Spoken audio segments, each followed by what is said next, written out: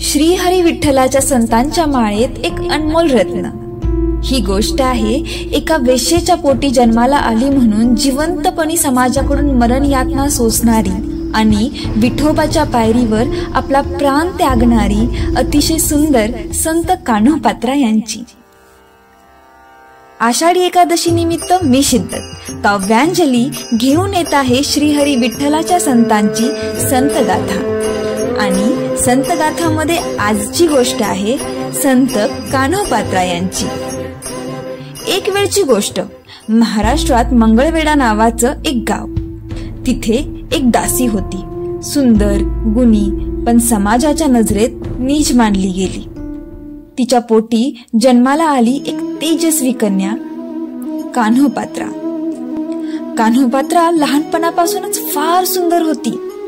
तिचं रूप पाहून गावातील अनेक श्रीमंत लोक तिला आपल्याकडे खेचू पाहत होते। तिची आई त्या पंचक्रोशीत नामांकित गणिका होती। कान्होपात्राला इतर दासींकडून तिच्या आईने नृत्य प्रशिक्षण देण्याचा प्रयत्नही केला। इतकंच नव्हे, तिच्या स्वतःच्या आईने तिला तिच्या सौंदर्याचा बाजार मांडायला देखील भाग पाडण्याचा प्रयत्न केला। अनेक दासी कान्होपात्राच्या सेवेला तत्पर होत्या, पण कान्होपात्रा खूप वेगळी होती। तिचं मन संसारिक गोष्टीत नव्हतंच, तिचं मन केवळ विठ्ठलाच्या चरणी होतं। ती विठ्ठल नामस्मरणात स्वतःला हरवून बसायची। एकदा ती आईशी जोरदार भांडली आणि तिनं सांगितलं, आई, मी कोणाची नाही, मी केवळ पांडुरंगाची आहे। कान्होपात्रा जशी जशी तारुण्यात येऊ लागली, तिथे राहणं तिच्यासाठी त्रासदायक ठरू लागलं। कान्होपात्रा रूपवती होती, तितकीच बुद्धिमान देखील होती। ती मेनका अप्सरेचा अवतार असल्याचं लोककथांमधून मानलं गेलंय। सर्व त्रासाला कंटाळून कान्होपात्रांनी शेवटी सगळं सुख आणि ऐश्वर्य त्यागून पंढरपूरला श्रीहरी विठ्ठलाच्या चरणी आयुष्य अर्पण करण्याचा निर्णय घेतला। एके दिवशी काही वारकरी पंढरपूरला वारीला चालले होते। कान्होपात्राने रात्रीच्या अंधारात वेश बदलून ती पंढरपूरला निघून गेली।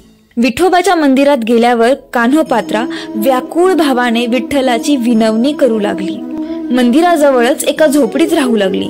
आपलं आयुष्य पांडुरंगाच्या सेवेत घालवण्याचा निर्णय तिने घेतला आणि कान्होपात्राची सेवा आणि भक्तिभाव पाहून कान्होपात्राची संत कान्होपात्रा झाल्या। त्या रोज मंदिराची साफसफाई करत।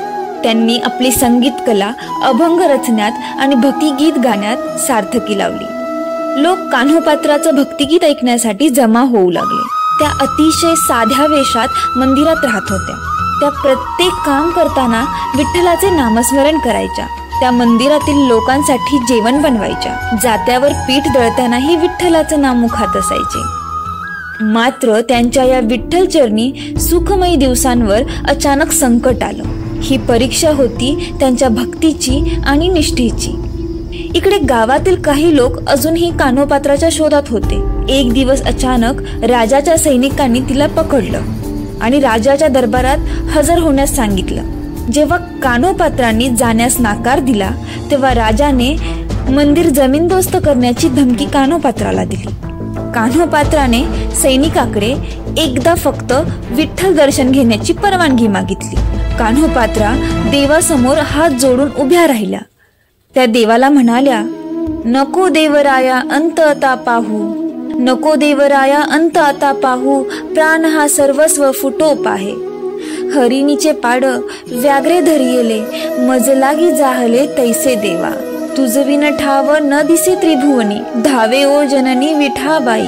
मोकुलोनी आस झाले मी उदास, घेई कान्होपात्रेस हृदयास, घेई कान्होपात्रेस हृदयास।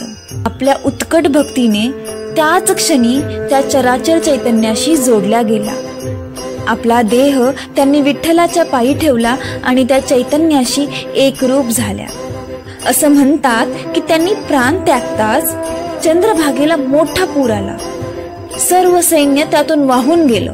कान्होपात्रांचं शरीर पूर ओसरल्यावर एका खडकाळ ठिकाणी गेलं आणि आज तिथे एक अक्षय तरटी वृक्ष उभा आहे। आजही संतांच्या यादीत कान्होपात्रांचं नाव आदराने घेतलं जातं। या गोष्टीचं तात्पर्य हेच भक्ती ही जन्म किंवा लिंगावर नाही, ती अंतकरणाच्या शुद्धतेवर असते. शरीर हे कितीही सुंदर असलं तरी नाशवंत आहे. परमात्म्याशी एकरूप होण्यासाठी तुमच्या आत्म्याची शुद्धी महत्वाची आहे. संत गाथेमध्ये पुढे अशाच गोष्टी ऐकण्यासाठी या YouTube चॅनलला सबस्क्राईब करा आणि बेल आयकॉनवर क्लिक करा, म्हणजे तुम्हाला येणाऱ्या नवीन व्हिडिओची अपडेट मिळेल.